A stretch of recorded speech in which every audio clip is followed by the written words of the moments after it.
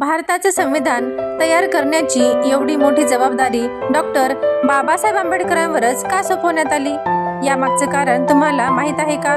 Bharat 15 August 1947 रोजी स्वतंत्र झाला.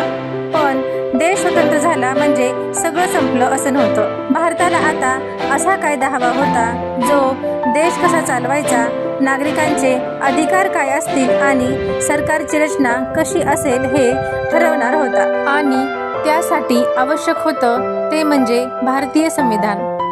पण हे संविधान तयार करण्यासाठी एक अत्यंत विद्वान व्यक्तीची गरज होती आणि ती व्यक्ती म्हणजे डॉक्टर बाबासाहेब आंबेडकर. डॉक्टर बाबासाहेब आंबेडकरांकडे कायद्याचं सखोल ज्ञान होतं. त्याचबरोबर ते अर्थशास्त्रज्ञ, समाजचिंतक आणि सामाजिक न्यायाचे प्रखर समर्थक होते.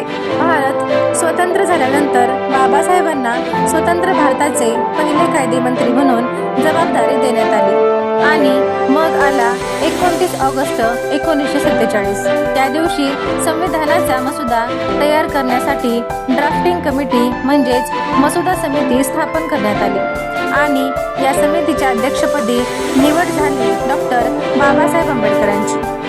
पण प्रश्न अजूनही आहे, बाबासाहेबांनी या संविधानामध्ये नेमकं काय दिलं? याची सविस्तर माहिती आपण 29 ऑगस्टच्या विशेष व्हिडिओमध्ये पाहणार आहोत.